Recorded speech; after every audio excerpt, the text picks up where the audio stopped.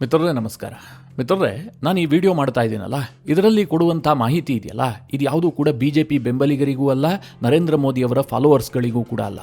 ಕೇವಲ one and only Rahul ಗಾಂಧಿಯವರ ಬೆಂಬಲಿಗರಿಗೆ.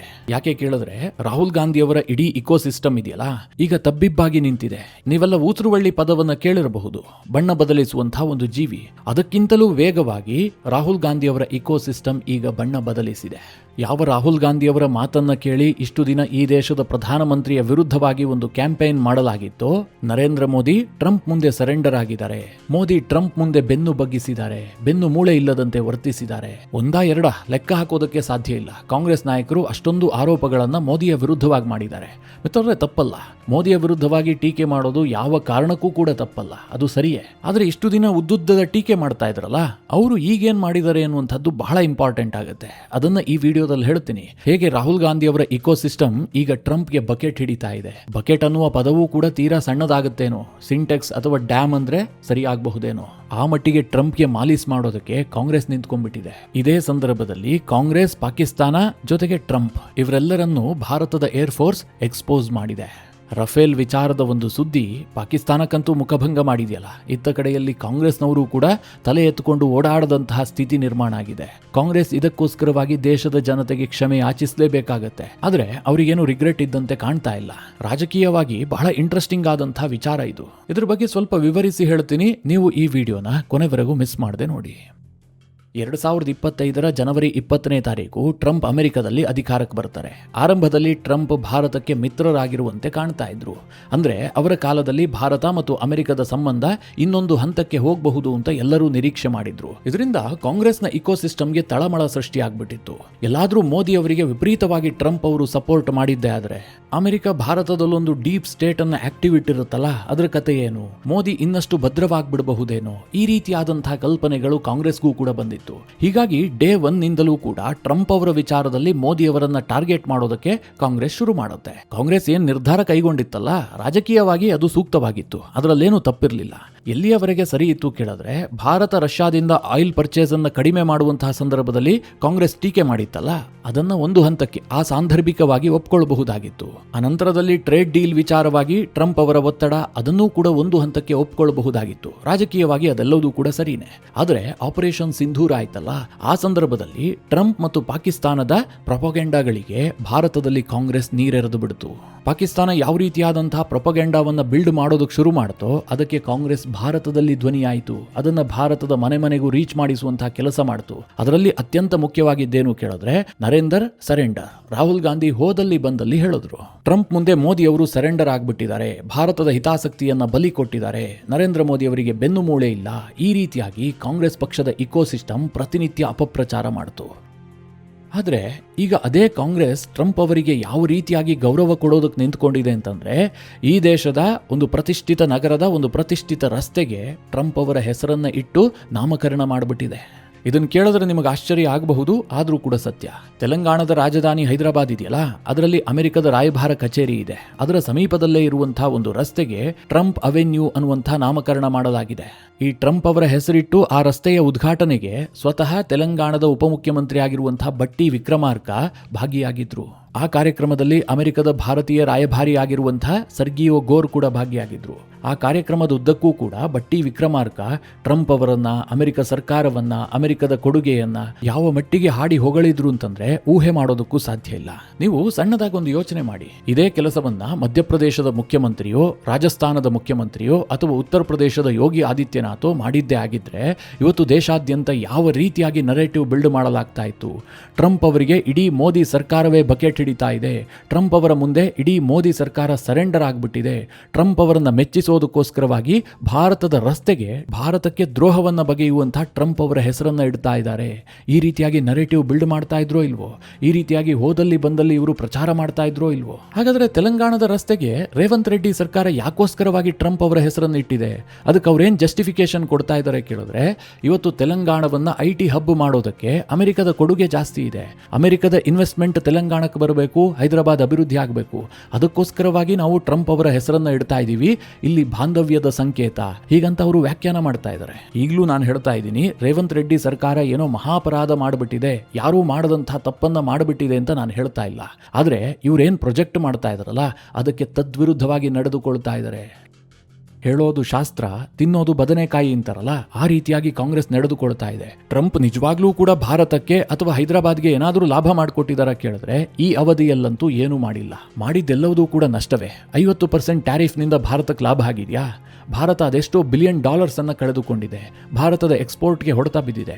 H1B ವೀಸಾಗೆ $1,00,000 ಶುಲ್ಕವನ್ನು ವಿಧಿಸಿದ್ದಾರೆ. ಇದರಿಂದ ಹೈದರಾಬಾದ್ಗೆ ಲಾಭ ಆಗಿದೆಯಾ? ಭಾರತವನ್ನ ನರಕದ ಕೂಪ ಅಂತ ಕರೆದಿದ್ದಾರೆ. ಅಲ್ಲಿಂದ ಅಮೆರಿಕಕ್ಕೆ ಬಂದು ಅಮೆರಿಕನ್ ಹಾಳು ಮಾಡ್ತಾ ಇದ್ದಾರೆ ಅಂತ ಬೈದಿದ್ದಾರೆ. ಅದು ಭಾರತಕ್ಕೆ ಒಳ್ಳೆಯ ವಿಚಾರವಾ? ಭಾರತದ ಎಕಾನಮಿಯನ್ನ ಡೆಡ್ ಎಕಾನಮಿ ಅಂತ ಟ್ರಂಪ್ ಕರೆದಿದ್ರು. ಅದಕ್ಕೋಸ್ಕರವಾಗಿ ಹೈದರಾಬಾದ್ನ ಆ ರಸ್ತೆಗೆ ಟ್ರಂಪ್ ಅವೆನ್ಯೂ ಅಂತ ರೇವಂತ್ ರೆಡ್ಡಿ ನಾಮಕರಣ ಮಾಡಿಬಿಟ್ರ? ಕಾಂಗ್ರೆಸ್ ಇದಕ್ಕೆ ಉತ್ತರ ಕೊಡಬೇಕು ತಾನೆ. ಒಂದು ವೇಳೆ ಬಿಜೆಪಿಯವರು ಈ ಕೆಲಸವನ್ನ ಮಾಡಿದ್ದೇ ಆಗಿದ್ರೆ ಇಷ್ಟೊತ್ತಿಗೆ ರಾಹುಲ್ ಗಾಂಧಿ ಅವರು ಅದೆಷ್ಟು ಭಾಷಣ ಮಾಡಿರುತ್ತಿದ್ರೇನೋ ಲೆಕ್ಕವೇ ಇರ್ತಾ ಇರಲಿಲ್ಲ.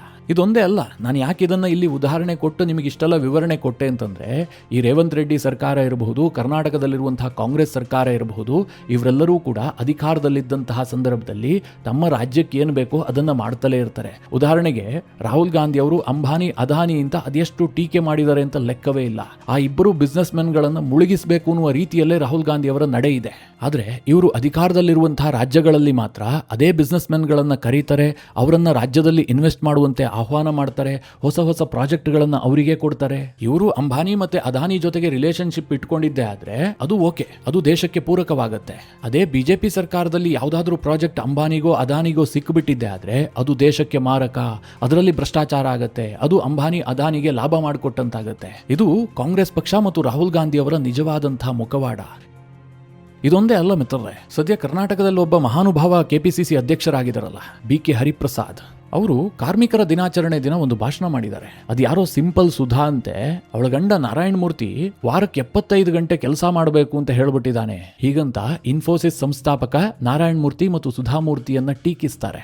ಅಂದ್ರೆ ನಾರಾಯಣ ಮೂರ್ತಿ ಅವರು ಯುವಕರಿಗೊಂದು ಕರೆ ಕೊಟ್ಟಿದ್ರು, ಎಕ್ಸ್ಟ್ರಾ ಅವರ್ಸ್ ಕೆಲಸ ಮಾಡಬೇಕು, ದೇಶ ಬಿಲ್ಡ್ ಆಗಬೇಕು, ಆರ್ಥಿಕವಾಗಿ ಅಭಿವೃದ್ಧಿ ಆಗಬೇಕು ಅಂತಂದ್ರೆ ನಾವು ಹೆಚ್ಚು ಹೆಚ್ಚು ವರ್ಕೋಹಾಲಿಕ್ ಆಗಬೇಕು ಅಂತ ಅವರೊಂದು ಸಂದೇಶ ಕೊಟ್ಟಿದ್ರು. ಅದೇ ನಾರಾಯಣ ಮೂರ್ತಿಗಳೇನು ಇನ್ಫೋಸಿಸ್ ನಲ್ಲಿ 12 ಗಂಟೆ ಕೆಲಸ ಮಾಡಿ 14 ಗಂಟೆ ಕೆಲಸ ಮಾಡಿ ಅಂತ ರೂಲ್ಸ್ ಜಾರಿ ಮಾಡಿರಲಿಲ್ಲ. ಅದು ಅವರ ಅಭಿಪ್ರಾಯ ಆಗಿತ್ತಷ್ಟೇ. ಆದರೆ ಅದನ್ನ ಕೆಪಿಸಿಸಿ ಅಧ್ಯಕ್ಷ ಹರಿಪ್ರಸಾದ್ ಅವರು ದೊಡ್ಡ ಅಪರಾಧ ಅಂತ ಕಾಣುವ ಹಾಗೆ ಸಾವಿರಾರು ಜನರಿಗೆ ಉದ್ಯೋಗ ಕಲ್ಪಿಸಿಕೊಟ್ಟಂತಹ ಆ ಇಬ್ಬರು ಸಾಧಕರನ್ನ ಟೀಕಿಸಿದ್ರು. ಇದನ್ನ ಯಾಕೆ ಇಲ್ಲಿ ಪ್ರಸ್ತಾಪ ಮಾಡಿದೆ ಅಂತಂದ್ರೆ, ಈಗ ಕಾಂಗ್ರೆಸ್ ಸರ್ಕಾರದ ಮುಖ್ಯಮಂತ್ರಿ ಆಗಿರುವಂತಹ ರೇವಂತ್ ರೆಡ್ಡಿ ಒಂದು ಸ್ಟೇಟ್ಮೆಂಟ್ ಕೊಟ್ಟಿದ್ದಾರೆ. ತೆಲಂಗಾಣದ ಡೆವಲಪ್ಮೆಂಟ್ಗೋಸ್ಕರವಾಗಿ ಎಲ್ಲಾ ಸರ್ಕಾರಿ ಅಧಿಕಾರಿಗಳು ಕೂಡ ಹೆಚ್ಚುವರಿ ಗಂಟೆಗಳ ಕಾಲ ಕೆಲಸ ಮಾಡಬೇಕು ಅಂತ ಆದೇಶ ಮಾಡಿದ್ದಾರೆ. ಇವರದನ್ನ ಆದೇಶ ಮಾಡಿದ್ರೆ ಸರಿ, ಆದ್ರೆ ಇನ್ಯಾರೋ ಅದರ ಬಗ್ಗೆ ಅಭಿಪ್ರಾಯ ವ್ಯಕ್ತಪಡಿಸಿದ್ರೆ ಅದು ಮಹಾ ಅಪರಾಧ ಆಗ್ಬಿಡುತ್ತೆ. ಈಗಲೂ ಸಹ ನನಗೆ ಗೊತ್ತಿಲ್ಲ, ನರೇಂದ್ರ ಸರೆಂಡರ್ ಅಂತ ಇವರು ಹೇಳ್ತಾ ಇದ್ದಾರಲ್ಲ, ಅದು ಹೇಗೆ ಸಮರ್ಥಿಸಿಕೊಳ್ತಾರೋ ಕಾಂಗ್ರೆಸ್ ನಾಯಕರು. ತೆಲಂಗಾಣದ ಒಂದು ರಸ್ತೆಗೆ ಟ್ರಂಪ್ ಅವರ ಹೆಸರಿಟ್ಕೊಂಡು ಟ್ರಂಪ್ ಮಹಾನುಭಾವ ಅಂತ ಇವರು ಕೊಂಡಾಡ್ತಾ ಇದ್ದಾರೆ. ಆದ್ರೆ ಟ್ರಂಪ್ ಹೇಳಿದ ಯಾವುದಕ್ಕೂ ತಲೆ ಬಗ್ಗಿಸದೆ ಟ್ರೇಡ್ ಡೀಲ್ ವಿಚಾರದಲ್ಲೂ ಕೂಡ ಸೆಡ್ಡು ಹೊಡೆದು ನಿಂತಹ ನರೇಂದ್ರ ಮೋದಿ ಅವರನ್ನ ಸರೆಂಡರ್ ಆಗಿದ್ದಾರೆ ಹೀಗಂತ ಪ್ರೊಪಗೆಂಡ ಬಿಲ್ಡ್ ಮಾಡೋದಕ್ಕೆ ಹಗಲು ರಾತ್ರಿ ಯತ್ನ ಮಾಡ್ತಾರೆ. ಮಿತ್ರರೇ, ಇದಕ್ಕೆ ಸಂಬಂಧಪಟ್ಟಂತೆ ಇನ್ನೊಂದು ದೊಡ್ಡ ಸುದ್ದಿ ಇದೆ. ಇದೇ ಕಾಂಗ್ರೆಸ್ನ ಇಕೋಸಿಸ್ಟಮ್ಗೆ ಸಂಬಂಧಪಟ್ಟಿದ್ದದು. ಆಪರೇಷನ್ ಸಿಂಧೂರ ಆಗ್ತಿದ್ದ ಹಾಗೆ ಕಾಂಗ್ರೆಸ್ ಪಕ್ಷಕ್ಕೆ ಅನ್ನಿಸ್ತು, ಕಳೆದ ಬಾರಿ ಬಾಲಾಕೋಟ್ ಏರ್ ಸ್ಟ್ರೈಕ್ ಆಗಿರಬಹುದು, ಅದಕ್ಕೂ ಮುಂಚೆ ಸರ್ಜಿಕಲ್ ಸ್ಟ್ರೈಕ್ ಆಗಿರಬಹುದು, ಮೋದಿ ಸರ್ಕಾರಕ್ಕೆ ವಿಪರೀತವಾಗಿ ಮೈಲೇಜ್ ಸಿಕ್ಬಿಟ್ಟಿದೆ. ಈಗಲೂ ಸಹ ಮುಂದೆ ಬಿಹಾರ, ಬಂಗಾಳ ಈ ಎಲ್ಲ ರಾಜ್ಯಗಳಲ್ಲಿ ಚುನಾವಣೆ ಕೂಡ ಇದೆ. ಯಾವುದೇ ಕಾರಣಕ್ಕೂ ಕೂಡ ಈ ಆಪರೇಷನ್ ಸಿಂಧೂರದ ಯಶಸ್ಸು ಮೋದಿ ಸರ್ಕಾರಕ್ಕೆ ಸಿಗಬಾರದು ಅಂತ ಇಡೀ ಕಾಂಗ್ರೆಸ್ ಇಕೋಸಿಸ್ಟಮ್ ಹಗಲು ರಾತ್ರಿ ಶ್ರಮ ವಹಿಸಿತು. ಅದಕ್ಕೋಸ್ಕರವಾಗಿ ಅವರು ಆಯ್ಕೆ ಮಾಡಿಕೊಂಡಂತಹ ದಾರಿ ಯಾವುದು ಕೇಳಿದ್ರೆ, ಪಾಕಿಸ್ತಾನ ಬಿಲ್ಡ್ ಮಾಡಿತ್ತಲ್ಲ ಪ್ರೊಪಗೆಂಡ, ಅದನ್ನ ಸತ್ಯ ಅಂತ ಭಾರತದಲ್ಲಿ ಪ್ರಚಾರ ಮಾಡುವಂತಹದ್ದು. ಅದರಲ್ಲೂ ಮುಖ್ಯವಾಗಿ ಪಾಕಿಸ್ತಾನ ಏನ್ ಹೇಳಿತು, ಆಪರೇಷನ್ ಸಿಂಧೂರದಲ್ಲಿ ನಾವು ರಫೇಲ್ ಜೆಟ್ಗಳನ್ನೇ ಹೊಡೆದು ಹಾಕಿದೀವಿ, ಭಾರತಕ್ಕೆ ವಿಪರೀತವಾಗಿ ನಷ್ಟ ಆಗಿದೆ ಅಂತ ಪಾಕಿಸ್ತಾನದವರು ಹೇಳ್ಕೊಂಡು ಓಡಾಡೋದಕ್ಕೆ ಶುರು ಮಾಡಿದ್ರು. ಮೊದಲಿಗೆ 3 ಜೆಟ್ ಅಂದ್ರು, ಅನಂತರ 5 ಜೆಟ್ ಅಂತಂದ್ರು, ಕೊನೆಗಂತೂ ಟ್ರಂಪ್ ಅವರ ಬಾಯಲ್ಲಿ 10-11 ಕೂಡ ರೀಚ್ ಆಗಿತ್ತು. ಇದೆಲ್ಲವೂ ಕೂಡ ಸುಳ್ಳು. ಭಾರತದ ಸೇನೆ ಈ ಆಪರೇಷನ್ ಸಿಂಧೂರದಲ್ಲಿ ಗೆದ್ದಿದೆ, ನಾವು ಸರಿಯಾಗಿ ಪಾಕಿಸ್ತಾನಕ್ಕೆ ಬುದ್ಧಿ ಕಲಿಸಿದೀವಿ ಅಂತ ಇಡೀ ದೇಶದಲ್ಲಿ ಪ್ರಚಾರ ಮಾಡಬೇಕಾಗಿದ್ದಂತಹ ಕಾಂಗ್ರೆಸ್ ಇದೆಯಲ್ಲ, ಅವ್ರೇನ್ ಮಾಡಿದ್ರು, ಪಾಕಿಸ್ತಾನದ ಪ್ರೊಪಗೆಂಡಾವನ್ನ ಭಾರತದಲ್ಲಿ ಪ್ರಚಾರ ಮಾಡಿದ್ರು. ಭಾರತಕ್ಕೆ ರಫೇಲ್ ಜೆಟ್ಗಳ ಲಾಸ್ ಆಗಿದೆ, ಕೇಂದ್ರ ಸರ್ಕಾರಕ್ಕೆ ಹಿನ್ನಡೆ ಆಗಿದೆ. ಮಹಾರಾಷ್ಟ್ರದ ಕಾಂಗ್ರೆಸ್ನ ಮಾಜಿ ಮುಖ್ಯಮಂತ್ರಿಯೊಬ್ಬ ನಮ್ಮ ಸೇನೆಗೆ ಎಂತಹ ಅವಮಾನಕಾರಿಯಾದಂತಹ ಮೂರ್ಖತನದ ಸ್ಟೇಟ್ಮೆಂಟ್ ಕೊಟ್ಟ ಅಂತಂದ್ರೆ, ಈ ಆಪರೇಷನ್ ಸಿಂಧೂರದ ಆರಂಭಿಕ ಹಂತದಲ್ಲಿ ಭಾರತ ಸೋತೋಗ್ಬಿಟ್ಟಿತ್ತು ಅಂತ ಹೇಳ್ದ. ಈ ನರೇಟಿವ್ ಕೂಡ ಈಗ ಜಗತ್ತಿನೆದುರು ಎಕ್ಸ್ಪೋಸ್ ಆಗಿದೆ. ಇಲ್ಲಿ ಪಾಕಿಸ್ತಾನ ಮಾತ್ರ ಬೆತ್ತಲಾಗಿಲ್ಲ, ಈ ದೇಶದ ಕಾಂಗ್ರೆಸ್ ಪಕ್ಷ ಮತ್ತು ರಾಹುಲ್ ಗಾಂಧಿಯವರ ಇಕೋಸಿಸ್ಟಮ್ ಕೂಡ ದೇಶದ ಮುಂದೆ ಬೆತ್ತಲಾಗಿದೆ. ಯಾಕೆ ಈ ಮಾತು ಹೇಳ್ತಾ ಇದ್ದೀನಿ ಅಂತಂದ್ರೆ, ಭಾರತದ ಏರ್ಫೋರ್ಸ್ ರಫೇಲ್ಗೆ ಕುರಿತಾಗಿ ಒಂದು ಟೆಂಡರ್ ಅನ್ನು ಹೊರಡಿಸಿದೆ. ಆ ಟೆಂಡರ್ ಯಾವುದಕ್ಕೆ ಸಂಬಂಧಪಟ್ಟಿದ್ದು ಕೇಳಿದ್ರೆ, ಭಾರತ ಫ್ರಾನ್ಸ್ನಿಂದ ರಫೇಲ್ ಅನ್ನು ಖರೀದಿ ಮಾಡಿದೆಯಲ್ಲ, ಆ ಎಲ್ಲ ರಫೇಲ್ ಜೆಟ್ಗಳು ಕೂಡ ನಿಗದಿತ ಅವಧಿಯಲ್ಲಿ ಹಾರಾಟ ನಡೆಸಿದ ಬಳಿಕ ಅವುಗಳನ್ನು ಸರ್ವಿಸ್ ಮಾಡಬೇಕು. ಹೇಗೆ ನಾವು ಕಾರನ್ನ ಇಂತಿಷ್ಟು ಕಿಲೋಮೀಟರ್ ಓಡಿದ ಬಳಿಕ ಸರ್ವಿಸ್ಗೆ ಬಿಡ್ತೀವೋ, ಅದೇ ರೀತಿಯಾಗಿ ಜೆಟ್ಗಳನ್ನು ಕೂಡ ಸರ್ವಿಸ್ ಮಾಡಬೇಕು. ಅವುಗಳ ಆಯಿಲ್ ಇರಬಹುದು, ನಟ್ಟು ಬೋಲ್ಟು, ಇಂಜಿನ್ ಪರಿಶೀಲನೆ ಪ್ರತಿಯೊಂದು ಕೂಡ ಆಗಬೇಕು. ಅದನ್ನು ಯಾರು ಮಾಡಬೇಕು ಕೇಳಿದ್ರೆ, ಯಾರು ರಫೇಲ್ ತಯಾರು ಮಾಡಿದಾರೋ ಅವರೇ ಮಾಡಬೇಕು, ಅಂದ್ರೆ ಅದೇ ಕಂಪನಿ ಮಾಡಬೇಕು. ಅದಕ್ಕೆ ಭಾರತದ ಏರ್ಫೋರ್ಸ್ ಇದೆಯಲ್ಲ, ಅವರು ಫ್ರಾನ್ಸ್ನ ಸ್ಯಾಫ್ರಾನ್ ಇಂಜಿನ್ ಕಂಪನಿಗೆ ಒಂದು ಟೆಂಡರ್ ಕೊಟ್ಟಿದ್ದಾರೆ. ಅದರಲ್ಲಿ 36 ರಫೇಲ್ ಜೆಟ್ಗಳ ಸರ್ವಿಸ್ನ ಬಗ್ಗೆ ಉಲ್ಲೇಖ ಮಾಡಲಾಗಿದೆ. ಭಾರತದಲ್ಲಿರುವಂತಹ 36 ರಫೇಲ್ ಜೆಟ್ಗಳನ್ನ ಇಂತಿಂತ ಅವಧಿಯಲ್ಲಿ ಸರ್ವಿಸ್ ಮಾಡಿಕೊಡಬೇಕು ಅಂತ. ಒಂದು ವೇಳೆ ಆಪರೇಷನ್ ಸಿಂಧೂರದಲ್ಲಿ ಭಾರತದ ರಫೇಲ್ ನಷ್ಟ ಆಗಿದ್ದೇ ಆದ್ರೆ, 3-5 ಏನೋ ಬಿದ್ದಿದೆ ಅಂತ ಹೇಳ್ತಾ ಇದ್ರಲ್ಲ, ಅಷ್ಟು ಜೆಟ್ಗಳು ಬಿದ್ದಿದ್ದೇ ಆಗಿದ್ರೆ ಭಾರತದ ಏರ್ಫೋರ್ಸ್ ಅದು ಹೇಗೆ 36 ಜೆಟ್ಗಳನ್ನ ಸರ್ವಿಸ್ ಮಾಡೋದಕ್ಕೆ ಸಾಧ್ಯ? ಅದರ ಅರ್ಥ ಏನು ಕೇಳಿದ್ರೆ, ಪಾಕಿಸ್ತಾನ ಕ್ಲೈಮ್ ಮಾಡಿತ್ತಲ್ಲ ನಾವು ರಫೇಲ್ ಜೆಟ್ಗಳನ್ನು ಹೊಡೆದಿದ್ದೀವಿ ಅಂತ, ಅದು ಶುದ್ಧ ಸುಳ್ಳು. ಭಾರತ ಒಂದೇ ಒಂದು ರಫೇಲ್ ಜೆಟ್ ಅನ್ನು ಕೂಡ ಕಳೆದುಕೊಂಡಿಲ್ಲ. ಯಾಕೆ ಅಂತಂದ್ರೆ, ಭಾರತದ ಬಳಿಯಲ್ಲಿ 36 ರಫೇಲ್ ಜೆಟ್ಗಳಿದಾವೆ. ಫ್ರಾನ್ಸ್ನಿಂದ ಖರೀದಿ ಮಾಡಿದ್ದೇ ಅಷ್ಟು ಜೆಟ್ಗಳು, ಅಷ್ಟೂ ಕೂಡ ಕಾರ್ಯನಿರ್ವಹಿಸ್ತಾ ಇದ್ದಾವೆ. ಈಗ ಅದನ್ನ ಭಾರತ ಸರ್ವಿಸ್ ಮಾಡಿಸ್ತಾ ಇದೆ.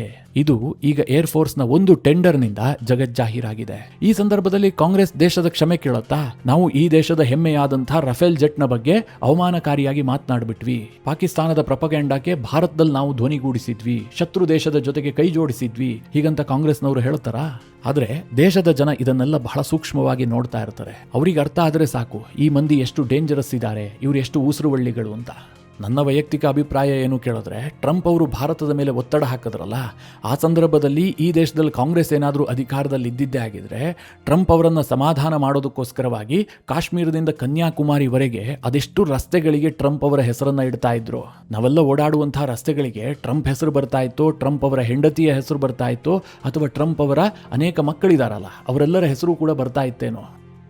ಯಾಕಂದ್ರೆ ಈ ದೇಶದಲ್ಲಿ ಇದುವರೆಗೂ ಕೂಡ ನಮ್ಮನ್ನ ಯಾರು ತುಳಿದಿದ್ದಾರೋ, ನಾವು ಯಾರಿಂದ ದೌರ್ಜನ್ಯಕ್ಕೊಳಗಾಗಿದ್ದೀವೋ ಅಂತಹ ದಾಳಿಕೋರರ ಹೆಸರನ್ನ ರಸ್ತೆಗಳಿಗಿಟ್ಟು ಅವರಿಗೆ ಗೌರವ ಸಲ್ಲಿಸುವಂತಹ ಒಂದು ಸಂಸ್ಕೃತಿ ಇತ್ತು. ಅದನ್ನ ಕಾಂಗ್ರೆಸ್ ಈಗಲೂ ಕೂಡ ಮುಂದುವರಿಸ್ತಾ ಇದೆ. ಇಲ್ಲದೆ ಹೋದರೆ ತೆಲಂಗಾಣದ ರಸ್ತೆಗೆ ಟ್ರಂಪ್ ಅವರ ಹೆಸರು ಯಾವ ಕಾರಣಕ್ಕೂ ಕೂಡ ಬರ್ತಾ ಇರಲಿಲ್ಲ. ಅದೇ ಬಂಗಾಳದಲ್ಲಿ ಏನಾಗ್ತಾ ಇದೆ ಅಂತ ನಿಮಗೆ ನಿನ್ನೆ ಹೇಳಿದ್ದೆ. ಬಂಗಾಳದಲ್ಲಿ ಸುವೇಂದು ಅಧಿಕಾರಿ ಸರ್ಕಾರ ಹೇಳ್ತಾ ಇದೆ, ಬಂಗಾಳದಲ್ಲಿ ಮೊಘಲರು, ಪಠಾಣರು, ಬ್ರಿಟಿಷರು ಯಾವುದೇ ದಾಳಿಕೋರರ ಹೆಸರು ರಸ್ತೆಗಳಿಗಿದ್ದಿದ್ದೇ ಆದರೆ ಅದನ್ನು ನಾವು ಬದಲಿಸಬೇಕು ಅಂತ ಅವರೊಂದು ಸಮಿತಿಯನ್ನೇ ರಚನೆ ಮಾಡೋದಕ್ಕೆ ಹೊರಟಿದ್ದಾರೆ. ಆದರೆ ಈ ತೆಲಂಗಾಣದಲ್ಲಿ ಭಾರತಕ್ಕೆ ನಷ್ಟ ಮಾಡಿದಂತಹ ಟ್ರಂಪ್ ಅವರ ಹೆಸರನ್ನ ಚಿರಸ್ಥಾಯಿಯಾಗಿಸೋದಕ್ಕೆ ರಸ್ತೆಗೆ ನಾಮಕರಣ ಮಾಡಿಬಿಟ್ಟಿದ್ದಾರೆ. ಮಿತ್ರರೇ, ಈ ವಿಚಾರದ ಕುರಿತಾಗಿ ನೀವೇನು ಹೇಳ್ತೀರಿ? ನಿಮ್ಮ ಅನಿಸಿಕೆ ಅಭಿಪ್ರಾಯವನ್ನು ಕಮೆಂಟ್ ಮಾಡುವ ಮೂಲಕ ನಮಗೆ ತಿಳಿಸಿ. ಹಾಗೆ ನಿಮಗೆ ಈ ವಿಡಿಯೋ ಇಷ್ಟವಾದರೆ ಲೈಕ್ ಮಾಡಿ. ಜೊತೆಗೆ ನೀವಿನ್ನೂ ನಿಮ್ಮ ನೆಚ್ಚಿನ ಸಂಸ್ಕಾರ ಸೌರಭ ಯೂಟ್ಯೂಬ್ ಚಾನಲ್ನ ಸಬ್ಸ್ಕ್ರೈಬ್ ಮಾಡಿಲ್ಲ ಅಂತಾದರೆ ಈ ಕೂಡಲೇ ಸಬ್ಸ್ಕ್ರೈಬ್ ಮಾಡಿ. ಮುಂದಿನ ಎಲ್ಲ ಅಪ್ಡೇಟ್ಗಳ ನೋಟಿಫಿಕೇಷನ್ಗಾಗಿ ಬೆಲ್ ಐಕಾನ್ ಒತ್ತಿ.